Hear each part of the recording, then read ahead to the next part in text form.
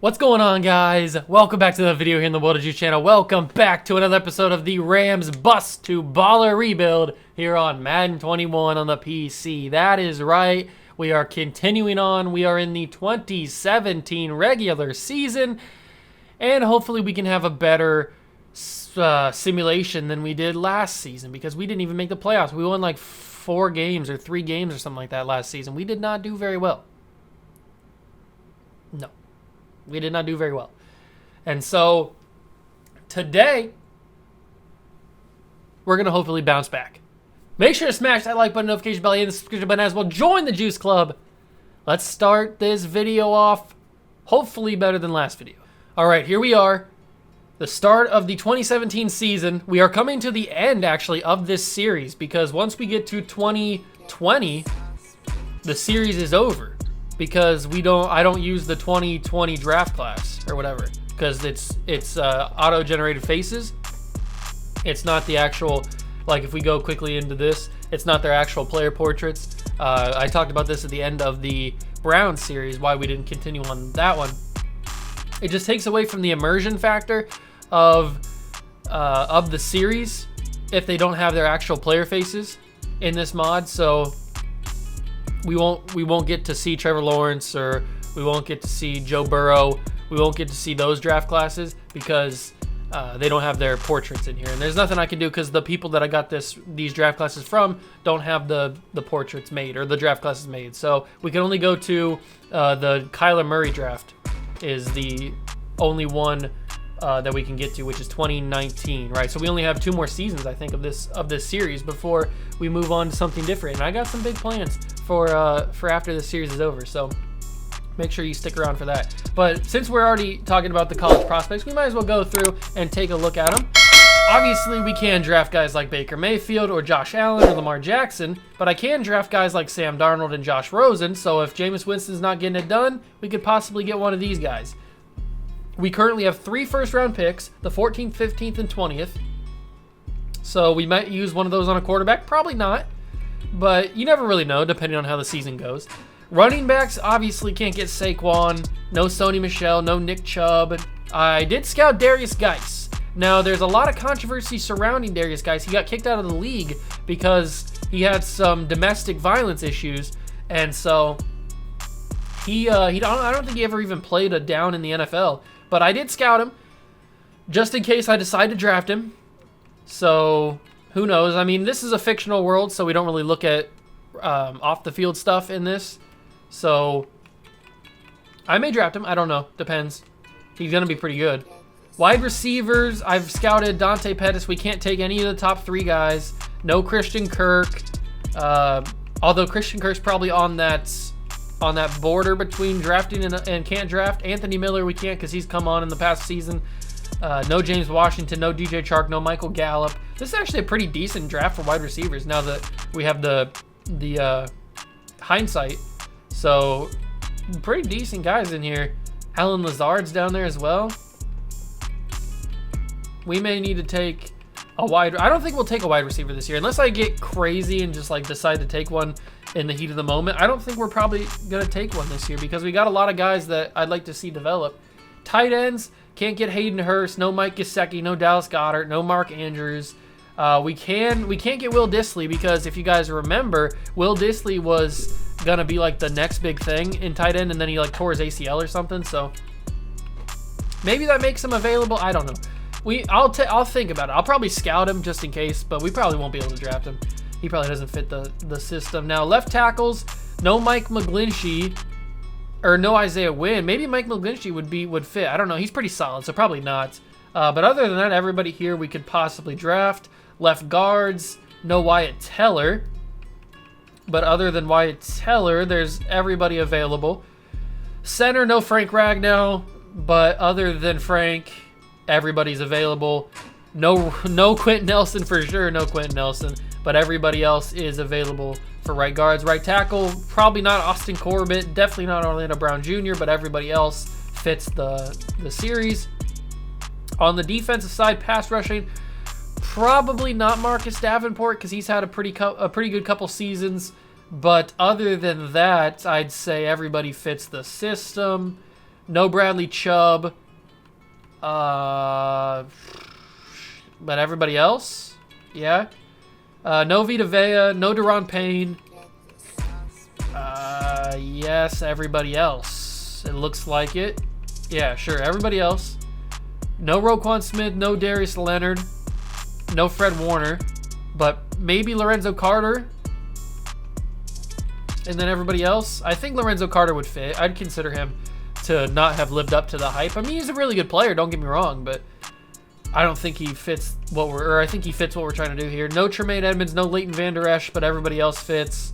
Right outside linebackers, no Rashaan Evans, no Harold Landry, but everybody else, right? With these two guys, that's an interesting one. These two guys are in that Christian Kirk category where, do they count? Maybe, but would I draft them? Probably not. So I probably won't even, I might scout them. Definitely no Denzel Ward, no Jair Alexander. Probably not Mike Hughes either. But the rest, I'd say maybe not Dante Jackson or Carlton Davis because I didn't realize he was in this draft. But everybody else probably does fit. I don't think there's anybody down here. J.C. Jackson doesn't fit. He's pretty good. So everybody else does fit, though. No Minka Fitzpatrick, no Jesse Bates. Justin Reed, probably not. Jordan Whitehead, probably not. Everybody else, yes. And then finishing up with the strong safeties, no Derwin James. But everybody else does fit the system, is what it looks like. So there you have it. That's the those are the people that we're probably going to be looking at to draft. We are currently 1-1 on the season, going up against the 0-2 Patriots in Week 3. If we take a look at this roster real quick, we're looking pretty good. I didn't realize Cam Irvin has a upgrade point. Let's give him power. So now he's a 76 overall. Perfect. This offensive line looks much better than what it did. We've got Luke Jokel, who I moved to right tackle, Jeremy Zuta, Cam Irvin, Earl Watford, and Cam Robinson, along with Connor McGovern, who has star development, who, if he develops, could overtake Earl Watford. We've also got Forrest Lamp, who's a 77 overall, so if he keeps developing, he could take over Jeremy Zuta. Plus, I kept Jason Spriggs, so if he starts to develop over Jokel or Cam Robinson, then we can put him in there too. So I'm really happy with how this offensive line has turned out. Jameis Winston, 81. David Robinson is an 81. We've got Martavis Bryant at an 82. We've got Kelvin Benjamin at a 76. Josh Gordon at a 72. Kobe Fleener's a 79, so he's developing pretty well. On defense, we've got Reuben Foster, who's going to get to start at middle linebacker alongside Darren Lee. These two nice young guys. Darren Lee, a one-year pro, and Reuben Foster, a rookie. Where I'm really excited about these guys, especially I'm excited about them because they could help Kendall Beckwith develop and be a better outside linebacker. Or we may just move on from him in the offseason and get another outside linebacker to pair alongside these two young guys. I am going to start Jabril Peppers at free safety over LaMarcus Joyner because he has the potential to be probably a superstar, I think. So Jabril Peppers will be the starter alongside George Iloka. And then Buster Screen and Josh Robinson will be our two corners with Eli Apple and Fabian Moreau as the backups. On the pass rushing side of things is not the best. It's probably our least productive position. We got Deion Jordan and Shane Ray on the edge, with Greg Hardy and Jihad Ward as the backups. Then we got Al Woods and Dominic Easley in the middle. I'm really hoping that Dominic Easley takes that next step this season because I really need him to be my number one D tackle. I really took a big risk on him, and I really hope it pays off. But if it doesn't, I guess that's fine. We can always find another one. But Deion Jordan really needs to have a big year. Shane Ray needs to have a big year. And hopefully this whole defense has a big year, and we have a really good season this year. So with all that talking out of the way, I think it's time to finally simulate this season. The 2017 season is underway already. We are 1-1 leading the division. Well, tied for first, technically. And it is time to simulate. So make sure to smash that like button, hit notification bell, and the subscription button as well. Join the Juice Club, and I'll see you guys in Week 17. All right, ladies and gentlemen, here we are at Week 17. We are currently 9-6 on the season. Much better than we did last season. Very, very good season for comparison to what we did last year. We are the 4th seed in the playoffs in the NFC. If I go to the standings, we have the ability to pass the football team and win the division. It's between us and the 49ers for the NFC West. So if we win against the Falcons, we win the division and we possibly beat the football team, because the football team is the 6th seed. So we don't really need to even beat them, because even with the division, we'll get the 4 seed. So basically, we just have to win the division, beat the 49ers. Well, we got to win this game. So let's go play the Falcons and win it. All right, here we go, ladies and gentlemen.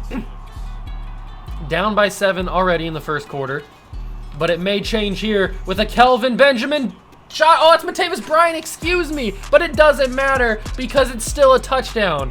Whoa, baby. Hold on, we need to play the whole game here for a second, because I need to see that instant replay. Watch this throw. I thought this was Kelvin Benjamin. That's my bad. Benjamin's over here, number 82. This is Martavis Bryant, and this is Jameis Winston. Watch the throw. See, I knew right here it was going to be a completed pass. And then I was like, oh, baby, I'm throwing that dart. And then, what a catch. Just what a catch. Martavis, it's right in the breadbasket. Jameis put that ball where only Martavis Bryant could catch it. And he got the toe tap. Look at that. Martavis Bryant with the toe tap catch. Boom. 2 feet down as he catches it. That's a touchdown and a half right there. Martavis Bryant.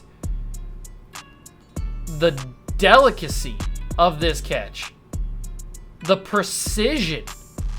Oh, man. He caught that one-handed, too. Boom. Right in that right hand. And then gets it down. The precision from famous Jameis. Let me find Jameis again. Here he is. The precision from my guy Jameis to pull that off. Ooh, ooh, baby. Look at that. You love to see it. Well, that's an action shot right there. Look at that action shot. Jameis Winston for the win. For the Winston. All right, let's get back to the game. We are in for a fight, ladies and gentlemen. The Falcons score again, 14-7, late second quarter. I'm going to throw this deep back in the end zone. Josh Reynolds, another toe-tapping throw from Jameis Winston. Reynolds was wide open for some reason. Nobody was guarding him. Literally, nobody was covering him. I didn't see him until I already had rolled out. I could have had a more perfect pass, but he caught it all the same. Oh, Reynolds, man. And Jameis putting up the touchdown symbol. I'm throwing some darts out here. All right, I figured I haven't given a lot of defensive highlights so far. And, well, really, this series I haven't really shown the defense a lot of love. So, a third down for Matt Ryan and the Falcons. And we're going to stop him there. They're going to have to kick that field goal and go up by 3 with about a minute to go in the half. All right, down by 10. Third quarter. This is where Jameis shines right here. Step up in the pocket. I'm going to have to run this football. I might have had Bryant. I might have, but I didn't want to give it to him just in case it got knocked down or maybe picked off or something. So we're going to keep this ball right here, back of the end zone. Almost a one-handed catch, ladies and gentlemen. That would have been fantastic. All right, we're kicking this field goal because in a game where we need all the points we can get, we got to take everything. Hopping in here on defense. Falcons in the red zone once again. They're going to quick throw it, but brought down Darren Lee. And probably Reuben Foster in there as well. Matt Ryan tried to get cheeky there for a second and throw that quick one. Let's see if we can stop him here from the 5-yard line. Empty backfield. Matt Ryan's going to keep it and run. I couldn't get the big hit on him. Why couldn't I get the big hit? It wouldn't let me get the huge hit stick. Oh, I wanted to slap the soul out of Matt Ryan there. But he survives. He gets to the 1. I did not expect a QB run there. We're going to get through with some penetration. Stop Reggie Bush, a former Ram in this series. It's a good thing he found his way to Atlanta. At least he's still got a job. Some of our guys that we've let go don't even have jobs anymore. That's going to be back in the end zone. Wow, what route running from the Atlanta Falcons there. That was some good route running. We don't have a lot of time left, and we are down. We're down bad. Throw, and I threw a pick. He was open. I should have floated it. Well, that's the game, ladies and gentlemen. We're going to finish, maybe not even with the division. Oh, I should have floated that, but I threw a direct pass. All right, I don't think the Rams or the Falcons scored.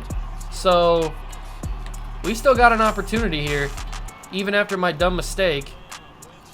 I'm going to throw this to Kobe Fleener. He's going to pull it down. We're going to keep it going because we don't have time.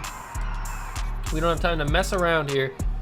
We're going to go slants. I'm going to hot route Kobe Fleener for a streak. We're going to have somebody open here. Yep, we got my main man, Martavis Bryant, open, but he got hit and dropped it. Oh, that was the play.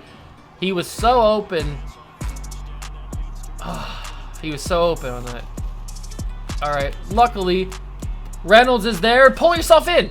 Okay, he couldn't just reach the ball in, my guy.